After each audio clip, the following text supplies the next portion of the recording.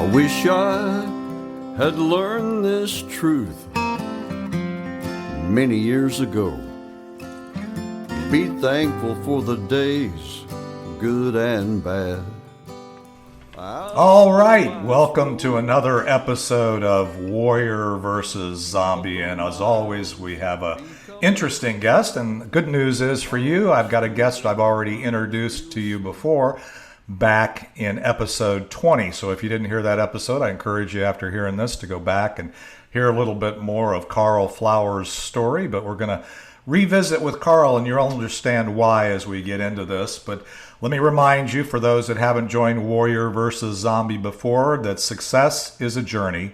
It's not a destination. As warriors, we all have a history of ups and downs, wins and losses that are part of making us who we are up to this point, and they provide a foundation for our path forward. We all battle our inner zombie as well as those zombies in our world. In each episode, I interview warriors who are aspiring leaders from all walks of life, entrepreneurs, artists, health practitioners, business owners, historians, and any inspired leader that has a story to tell. These warriors have a cause, unique value, and a vision that goes generations into the future. And our warrior today, Carl Flowers, as you've heard before, if you heard it, his last episode is no exception. He's a true warrior. His journey of entertaining, educating audiences spanned the last 40 years. His business topics have included communications, productivity, supervision, and finance. But his real avocation and I would say passion includes being he would say amateur, although when I listen to his stories, he often knows more and has more information than my history teachers in college or high school. But he considers himself an amateur historian that is passionate about inspiring and educating American warriors about the leaders and events that led to our founding independence and just success of this country. He specializes in sharing the stories of people and consequences who really often are overlooked today beyond Washington, Jefferson, Adams, Franklin, Hamilton, Revere. Carl shares stories of ordinary citizens like the bookseller, a fisherman, a woodsman, a frontiersman, Quaker, merchant, Southern planter, and doctor. Really, like I said, warriors from every walk of life, but it's cool because it's part of our history. So in this episode, I invited Carl back because I said I want to explore with you and just especially as we go into the second segment and third segment, really where we are today and how it kind of contrasts or in the context of the history that we've enjoyed as a nation. So Carl Flowers, welcome back to Warrior versus Zombie. How are you doing today? Well, thank you very much, David. Thank you for having me on. Thank you for inviting me back a second time. I am doing very well in this second year of COVID, and I hope we don't start talking about it as a decade. But looks like we're coming up on 2 years pretty soon. So I'm doing well. Thank you. Well, and that's an interesting one to just throw out there as we tee up potential discussion. And by the way, this is just a discussion. So I know we've talked about some things, and you and I are good friends now, and we've kind of shared perspectives as we've gotten into conversation. But I'm interested in hearing your reaction to things as we go forward in the next segment and kind of how you've weathered the storm with regard to COVID. But yeah, I'm hoping that we've learned some things from our most recent history through the last year, the year that was, and the things that we've dealt with. And maybe we're not going to continue to make those mistakes as we move forward from here. And hopefully those of us that are entrepreneurs and warriors and trying to move forward, I'm hoping in this episode, really, Carl, that we get to explore some of that and we get to think about that. And what I would hope that the warriors today take away is not only are they not the only ones walking on the journey that they're on, but many of the things and challenges that have been overcome in the past in our history to accomplish and create what we are blessed to have, which is this wonderful country. No matter how flawed it is, it's still the best country on the planet in my vision.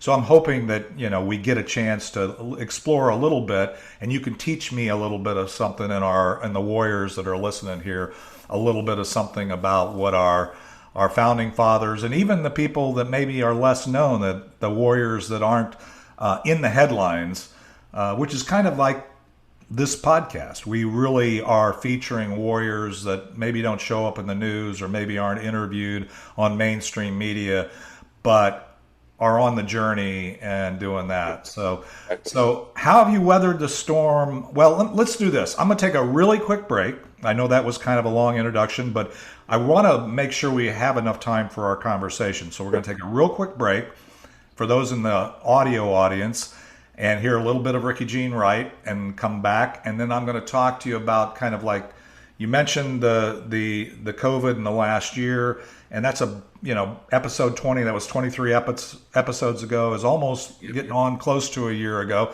where we talked first, and just kind of we heard your story back then. So if somebody wants to hear how you got from where you started to then, they can hear that. But kind of like anything in the last year that you've wrestle with, and then we'll start into some of the conversation about some of the lessons, and then we'll take another break and so on. So let's take a quick break. We'll be right back with Warrior versus Zombie and Carl Flowers. But the miles become the teacher, while the student learns real slow, traveling blind most of the time. Wherever you go, it's not the getting there, it's the journey every day. It's not a race to see. All right, we're back. Quick break for those on the audio or the video and audio replay here live in the Hive. But Carl, so over the last year since we talked, and since we were sharing and some of the challenges we had with the Warriors here, how's your history been, or how's your story over the last year? Anything interesting? Well, interesting, David. I've become good at my vocation is trainer. So I was traveling 2 to 3 days a week, doing 80 to 100 in-person classroom training on management, supervision, business writing, project management, time management, those type of things. So what I call mostly soft skills.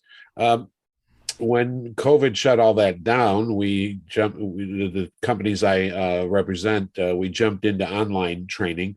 And I'm looking at this year, it looks like I'll almost get to the 80 number. It looks like last year I did about 72, I think, in person, or not live trainings online, and this year going to hit 75, 76, depending on how the end of the year goes and if the government doesn't shut down. But as I've gone through this year, of course, you can't reach people, I don't think, as well online as when you're in person. So I enjoy the in-person, and it's in November now, it looks like we've got a 2-day session in Vicksburg, Mississippi, so I'll be traveling.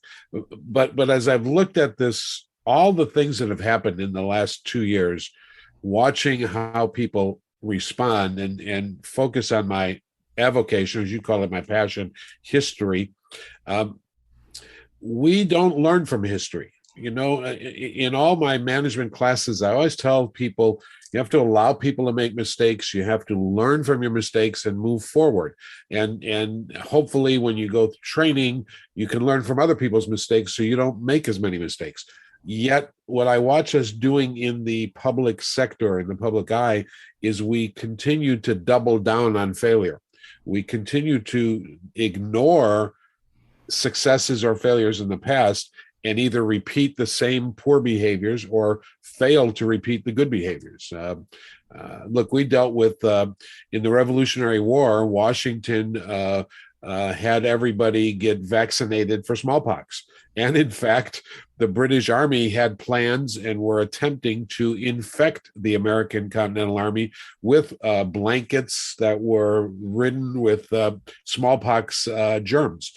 And there's some interesting stories of letters written between John and Abigail Adams, because Abigail Adams is trying to decide whether to have her children vaccinated in Boston, and Dr. Joseph Warren, the hero of Bunker Hill and of April 19th, he was doing the vaccination. So we have had these things, yet we fail to learn from them. It's just kind of fascinating to me. Yeah, I actually heard a zombie there. You just, I don't think you intended to communicate it, but one of the zombies you expressed was your desire and your history of basically doing things in person. And I've heard that zombie stated in many of the conversations, especially with people like myself. I'm a full-on extrovert. I like to be in groups. I like to do things. Sure. But it isn't a zombie that we've had to overcome over the last year about communicating and doing as well and hopefully better over time with the virtual as well as we've done in the in-person, and maybe the hybrid of the same. So it's interesting to me because I hear people say, well, it's not as good as, and I say that myself. And over the last year, I'm beginning to change my self-talk as well as my external conversation with, yeah, it's not the way I was used to, and I've had to learn and do some things that I didn't have to overcome before, challenges, zombies, if you will. But it's more in my head because I did a talk to a group and everybody was in the room, and you probably have done these yourself, and I was the only one on Zoom as it evolved. And that was very hard because getting the audience feedback, getting that, and knowing if I was communicating. So the technology. Yeah, the technology helps, but I think sometimes we hide behind the technology. For instance, I even talk to people about, just because it's easy to send a text message or an email, if you have the ability, and if it's news, there are certain news that you don't want to share an email.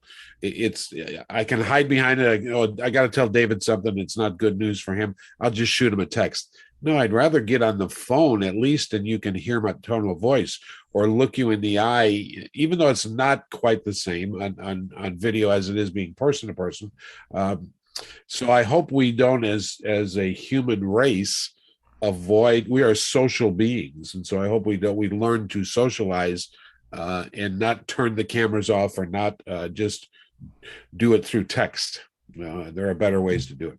Yeah, and that's actually, again, a warrior observation from the last year that I think the technologies available have evolved and continue to evolve. Imagine Paul Revere. Paul Revere says, what do I need to ride to all those towns for? That's all night long. I'll just send them some text. I'll put it on Twitter. They'll get it. Yeah, they'll get the message. Yeah, that's kind of why. Sometimes you got to do it. And here's a concept that I've taught for a long time. It's not a big deal unless you make it a big deal. So when you're promoting a product or a service, or when you're promoting your business, you got to make it a big deal. If you don't get excited about it, you don't get enthusiastic about it, you don't do it in a way that catches people's attention, then they don't think it's important. And sometimes just posting stuff online isn't important. You have to get in front of people, or as I call it, get in their face in a nice way. So yeah, no, that's a beautiful learning. And in fact, again, over our warrior journey that we've all shared, we aren't necessarily in the same boat, but we're all in the same ocean. We're all dealing with the same external challenges of varying degrees. So it's brilliant when you think about the things that we've learned and the history that we need to take forward with us that is still relevant, as well as the new things we've learned in the most recent history, to say, yeah, those are good and we need to carry those forward, but how do we mold and not double down on stupid, but how do we mold the history and the things that have worked, as well as realize that these things still don't work. Handling bad news on a text is kind of a stupid thing to think about doing, but people do it. It's easy. But that's a thing, I think, you and I are both baby boomers. And as I look at mentoring the next generation of warriors, of brothers, of people that we try to do, is we need to take what they know and then help them understand that there's some old school logic. There's some stuff here that we've learned through history that we shouldn't forget, so that they can, as we often say, stand on the shoulders of others and get higher than we got without having to learn the same thing. And the thing is, the principles, David, still work. Absolutely. We can't analyze history or historic figures in the context of current. We have to analyze the history in context of what they were doing, how they talked, what the words meant. When you read the words in the Declaration of Independence or in the Constitution, sometimes those words had a different meaning. The sense of duty had a different meaning than it has today. When we start canceling history, when we start taking down, look, before 9/11 in the 90s, the Taliban was taking over Afghanistan. They were destroying historic monuments. They were literally blowing up some fabulous historical carvings in the sides of mountains because they didn't like the history.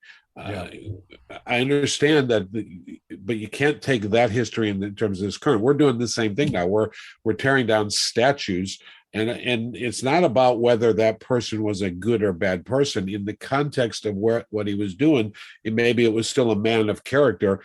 He saw the picture differently. When you erase history, when you cancel history, you leave a void. And in that void, it's possible for other people to put falsehoods or to rewrite history. We don't want to rewrite history. We want to look at it and learn from it. All right. Well, that's actually an excellent place to take another quick break, because what I want to do is exactly what you started to do. And I knew this was going to happen. I knew as soon as we started talking about the immediate history and these things, which are all in my mind, and I know in your mind with your historical perspective, that we get into. So the next segment, what we're going to do is, obviously you're very passionate. Obviously you add value, and there's a vision of transforming and continuing us on this journey of going forward. But let's come back. Let's take a real quick break. We're going to come back and we're going to hear a little more from Carl. We'll hear a little bit of Ricky Jean Wright, and It's Not the Getting There.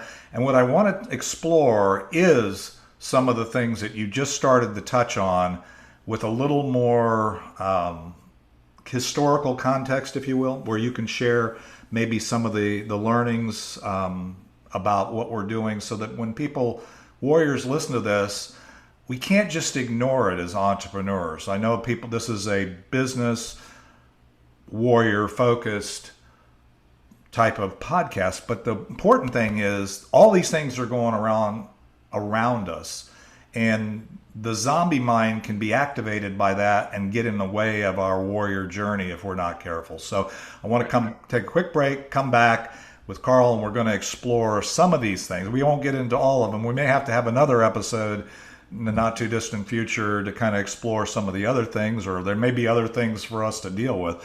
But anyway, let's take a quick break. We'll be right back with Warrior versus Zombie and Carl Flowers. How many people know your name? One day you realize time was worth more than the gold. It's not the getting there. When you get there, you'll know. Funny how wisdom. All right, we are back, and Carl, the energy's up. I can feel it, and we're having fun already. And when we took the quick break, you kind of started into the whole thing about canceling history and some of the other things and that we're dealing with or have been dealing with in the last year. Before that as well, and it's been dealt with throughout history in our country and others. So let's start going. Tell me, I've got some, the whole cancel culture history was on my list. Things about the whole history around immigration, the whole. Well, let's start with the cancel, just because okay. My passion, David, is the Revolutionary War, the War of Independence, and in 5 years now, less than 5 years, we will celebrate the 250th anniversary of the American independence. So 2026. And so in that time, in this 5 years coming up and after, I'm dedicating this next chapter of my life to spreading these stories, as you mentioned earlier. I call them the untold stories of American independence. You can find them on Facebook. Find me on Facebook or contact me. I'm speaking. I'm writing about them. Working on a blog or a podcast like you're doing here. Take it to July 8th. July 8th and 9th, July 9th, actually. July 8th, Washington of 1776. George Washington's in New York City. They've already had Lexington, Concord, a siege of Boston. We've kicked the British out of Boston. The British now are looking for a new city. They're going to come to New York City, the largest city in the colonies, and attack it. George Washington's defending. And finally, after a year of all this, the Congress agrees upon a declaration. We'll talk about that one in a second. But on July 8th, Washington gets it. I can just see him getting tears in his eyes, what he's been waiting for. On July 9th, he has it read to all the troops in the New York City, New Jersey, Long Island, all that whole area. And there's a celebration in New York City. And then New York City in those days was just from, let's say, Soho South or Greenwich Village South. That's all the city was. But there in the village green in front of the customs house, there's this big statue of King George III. The colonists, the patriots, the Americans, there were Tories in New York also, but the Americans, patriots, tear it down. They pull the statue down, and they end up breaking it into pieces, melting it down, using it for bullets and cannonball. But George Washington that night writes in his diary, he said, "Gee, I wish we hadn't done that. That's not the respectful way. That's not how we're going to continue this." He said, "We should leave such things to the authorities." In other words, tearing down the statues doesn't help. It immediately helps the cause, but it doesn't help in the long run. By the way, today there's a statue of George Washington in London, England, oddly enough, because of his work in the French and Indian War. So my point being, again, we want to look at the people of history and look at what they did and what they said in the context of their times and why they did and said this. So you have Thomas Jefferson. And by the way, Washington was a slaveholder. Thomas Jefferson was a slaveholder. Slavery came to this country. So we hear a lot about this 1619 project right now. Slavery, we need to understand, was a British institution. It was propagated by the British. They had plantations in the islands. They used Dutch sailors, and there were British ships who, in fact, the guy who wrote Amazing Grace was a ship captain who realized his wrongs. So the British had this system, and they were importing or using slave labor from Africa in the Caribbean colonies.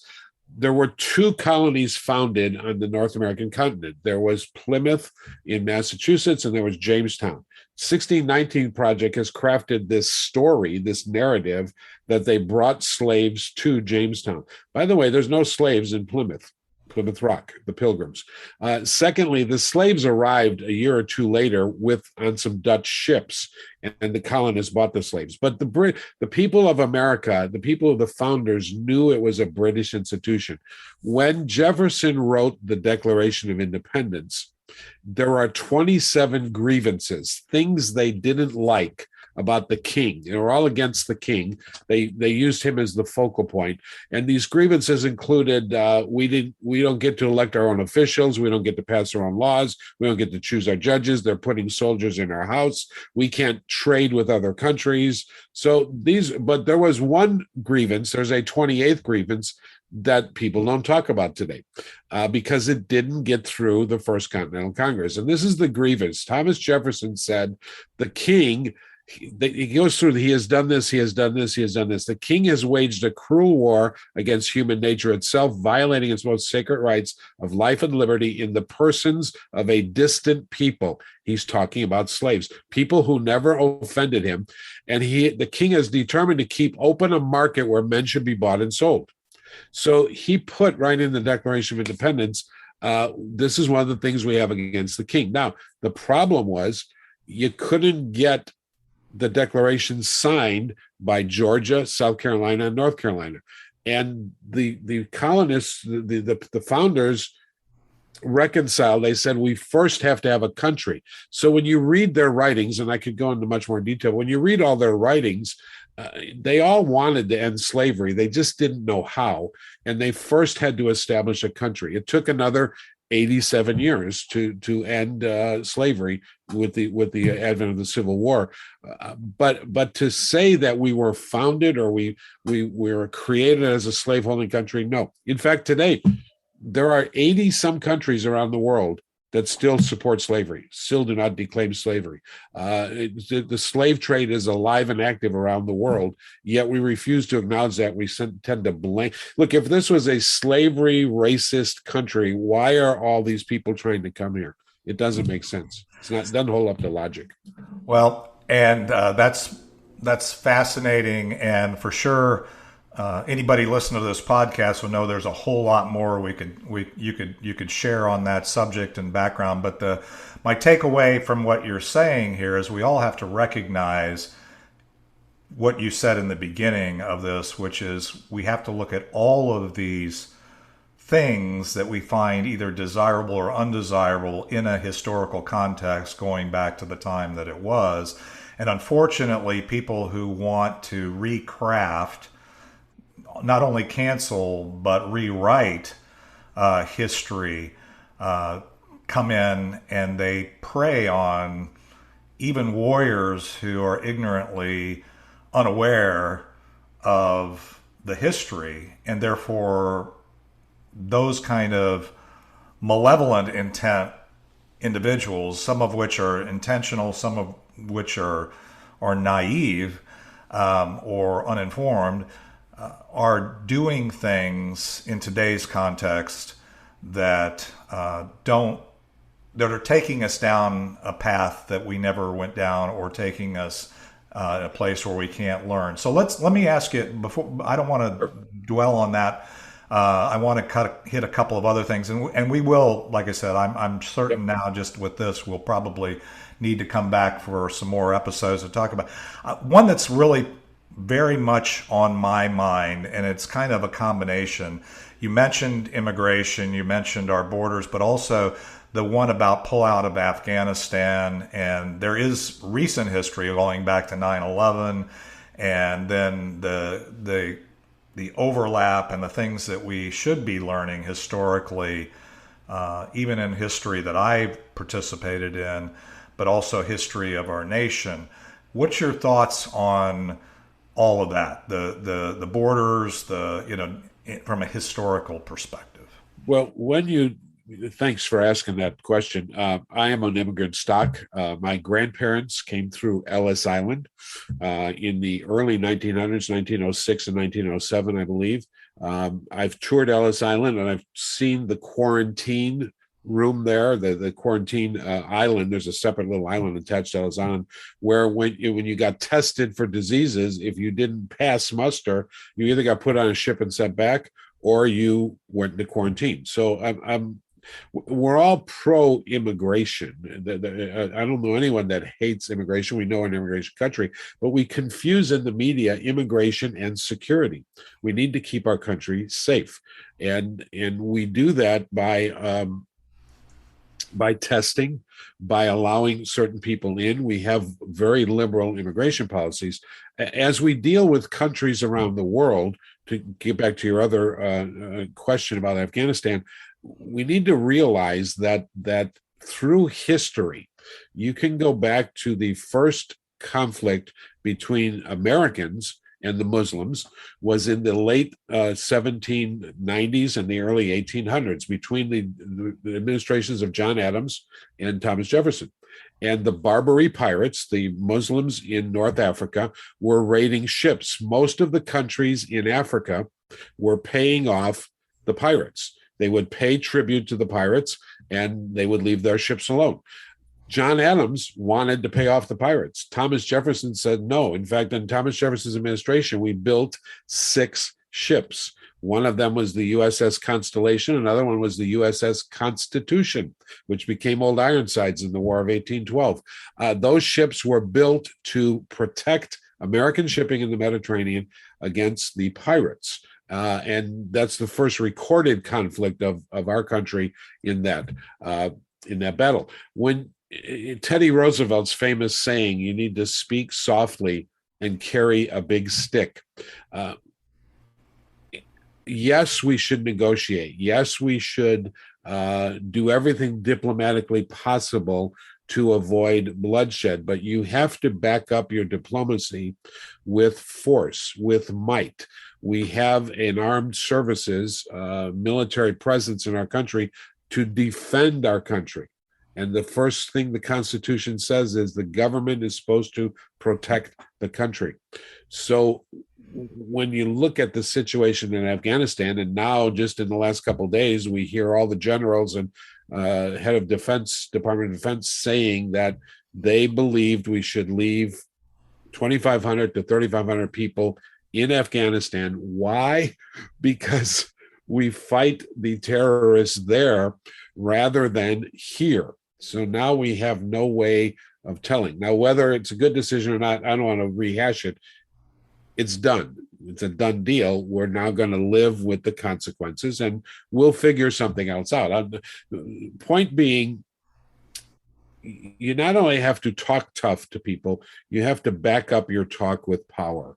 And that to me is a key thing. A quick story of the which I one of my presentations. A gentleman named George Rogers Clark, who's called the Conqueror of the Northwest. So during the Revolution, the Northwest were the states of Ohio, Indiana, Illinois, Michigan, and Wisconsin. They weren't states. That was called the Northwest Territory. George Rogers Clark gets permission from the governor of Virginia, Patrick Henry. They were neighbors. He's supposed to raise an army of 500 people. He raises 175 guys. They go down the Ohio River. They're trying to protect the Kentucky settlements. They capture 3 British forts on the Mississippi, right across from St. Louis, Kaskaskia, Cahokia, and in the town of Vincennes. They capture these forts. But George Rogers Clark was known to, what the British were doing was arming and paying the local native tribes in Ohio and in those countries to attack the American settlements. And they were buying scalps. It was the Lieutenant Governor Hamilton in Detroit was buying scalps. He was called Hamilton the Hair Buyer. And George Rogers Clark had a reputation of being a tough fighter. So when he's in Cahokia, Illinois, he crossed the river from Mississippi, from St. Louis, you can see in the Springfield, Illinois Capitol, there's a huge 20-foot mural to George Rogers Clark. And it shows him meeting with every week a different Indian tribe would come, and he would hold out 2 belts, an Indian belts, beaded belts, and he'd say, I have the white belt of peace or the red belt of war. You can choose either belt you want, but if you choose the red belt of war, come back tomorrow prepared to die. And all the chiefs said, no one ever talked to us like this. They all chose peace. And George Rogers Clark is known as the peacemaker of the frontier because he talked tough and he backed it up. He said himself in his diary, he said, I determined that it didn't do well to talk nice to them. You had to let them know. In effect, he said you had to talk tough. If he knew Teddy Roosevelt, he would have quoted Teddy Roosevelt. Well, one of the things is, and already we're kind of running close to time. So there's a couple of conclusions here. One is you're definitely coming back. We're gonna do another episode. The other conclusion I have is we need to work together. We need to get you a show, a regular show to focus on these various things, because I think there's so much that warriors can learn. The one thing I want to say is we tend to look at these things that are happening in the world, if you will, as entrepreneurs, and try not to be distracted by them. And we don't want to be distracted by them, but we want to understand when things are going the right way and how to protect ourselves. And when you really think about what you just said, whether it's Afghanistan and the U.S. and our position and what we're doing and walking softly and carrying a big stick, I think that's a very important lesson for all of us in our daily walk or journey, is understanding that we have to be committed to certain things. We have to, you mentioned earlier, principles, fundamentals, those, we talked about those. And I think in our history, if we've learned anything, whether we talk about a specific strategy or situation, we've learned that being kind, being loving, if you will, to make sure that people understand that we care about the well-being of the community as well as in, our business. But then by the same token, weakness is never going to be, or not being serious about your business or about the business of our nation, is never going to be respected by those who are trying to take us out. So let's do this. David, let me give you just one final thought, just so. Okay. Well, I'm going to give you. Hey, let me do this. Now I'm going to let you give me one final thought, because I'm actually going to let you give me a couple. We're going to take a quick break, and I'm going to come back, and I want you. I know there's many other things we could talk about, Carl, but I want you to give the Warriors and those listening and enjoying this podcast a few things that you'd like us to take away, if we take away anything from this discussion that you and I have had today. And then I want to also make sure that they know how to stay in touch with you. I kind of know that, but I want the audience to know that as well. So let's take another quick break. Excellent. We will be right back with Carl Flowers and this energizing discussion on Warrior versus Zombie. Funny how wisdom and youth are always two different games. The years flew by so fast, is the common human complaint. The memories in our minds turn to diamonds in our soul, and by the grace of God. All right, we are back. And Carl, I knew this was going to happen. I mean, I knew that I was going to get to the end and go, man, there's so much more. But sometimes they say the best meeting or the best interaction is when the audience always wants to, they feel like they're left wanting for more. So when we ended the last segment, you were going to give me one last thought, but I'd like to invite you to give the audience any last thoughts about takeaways that you'd like us to get from this conversation you and I have had so far. I want to leave it on a positive note. I don't want to sound like some kind of radical neocon or anything. And you mentioned talking kindly and working. Look, the United States of America in 245 years of our history has been the most generous, most giving, the most freedom-loving country, and we have helped countries all over the world in World War I and World War II, even back to the Spanish-American War, to free people and to give them new life. We have not been a colonial power. We never kept possessions for ourselves. We, as Colin Powell said, we just asked for land to bury our dead. So we are the most generous country, both as corporately through our aid programs and individually. people you and I know and millions of people in America give generously to foreign charities all the time. We have a great system that was established 245 years ago, and it still works. The founders knew they would have to make some adjustments, so they set up a process of creating amendments. And in the 245 years, if you take out the first 10 amendments, which were the Bill of Rights, there were 27 amendments totally. First 10 were kind of with the Constitution. They did those right away. Of the 17 other amendments, only 2 of them were about alcohol. So it was passed, it was repealed, and it was brought back again, whatever. So there's only really 15 times we've amended the Constitution for very important things, for giving more people the right to vote, both minorities, both women. We have freed slavery. We had Civil Rights Act. We continue to make things better. We continue to improve, and because it's a system that works. So we need to keep focusing on it. Now, what can we do? First of all, if you're a praying person, John Hancock said, "I would that you pray and that you also act." And we have, as Edmund Burke said, the British philosopher, Edmund Burke said, we have bad people in government because good people do nothing. And it is somewhat shocking that in a freedom-loving country, we get only about half the people out to vote. We need to be voting for people of conscience, people of character, voting for people who support the Constitution as it is, because it still works.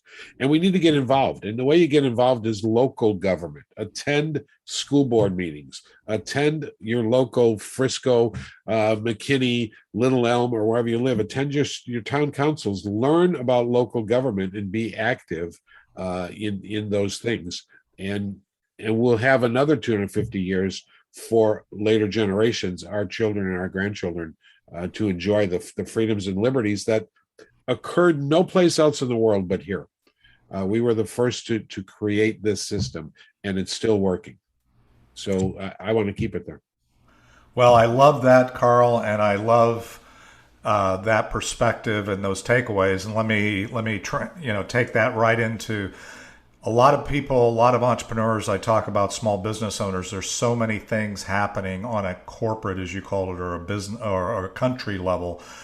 And we're so inundated if you make the mistake of being a consumer of mainstream media or any kind of media on a consistent basis that is like trying to keep you stressed and distracted in whatever form. But the fundamental that you're talking about is that this country has been and will continue to be built on small business, local level, making Absolutely. sure that we are exercising our rights. These aren't the rights of a party. These aren't the rights of an institution, although there are institutions like the church that has rights that have been granted in our Constitution. But subject for another time. It does go back to the individual, right? And I think the importance that you just emphasized there, as entrepreneurs, as warriors, is we need to carve out a part of our ideal day. It's a journey, and we should be learning and improving every day individually, in our businesses, and in our country. And that's what the country and fundamentally is built on. And we need to be part of that by being part of what we can control. There's a lot of things we can't control. And if we focus on those, then it's a distraction. But there are things we can be involved. Yes. We can be part of our community. And that's a passion for me, is building community and being part of the community and adding value to the community and having an impact. So that's beautiful, Carl. I appreciate that. Tell the audience how we can stay in touch with Carl Flowers. Best way is my email is Carl with a C, Carl Speaks Truth at Gmail. Carl Speaks Truth at Gmail. I know that's a rather ostentatious statement, but I want to be held accountable to that. I do have a page. I have a Carl Speaks Truth page on Facebook, and also an Untold Stories of American Independence on Facebook. And also I had started a YouTube channel, and then COVID kind of messed us up a little bit. So but there are some of my stories already posted, and it again is the Untold Stories of American Independence on YouTube. So, and there'll be more coming, working on a book, working on the podcast. So that's awesome. There's a lot of different ways. And for those that are viewing this in the Be Connected community, Carl is in the Be Connected community, is just getting started. I'll be working with Carl. We'll be building and trying to figure out how to get some of his content and this show out there to the community. So you can also reach out to him on Be Connected. If you're watching this podcast or this video on other platforms or listening to it on other platforms, encourage you to go to beconnected.com. That's BEEKONNECTED.com. And you can use My Vision Warrior as a referral, or Carl Flowers, I believe, as a referral, and be connected to any of us. And that's actually a new platform that will allow all of these kinds of conversations and all of this focus from a business standpoint. So with that, let's hear the final segment of Ricky Jean Wright, It's Not the Getting There, and we'll be back again next Thursday with another episode at 11 a.m. Central Time of Warrior versus Zombie. It's not the getting there, it's the journey every day. It's not a race to see how many people know your name. One day you realize time was worth more than the gold. It's not the getting there. When you get there, you'll know. One day you realize time was worth more than the gold. It's not the getting there. When you get there, you'll know.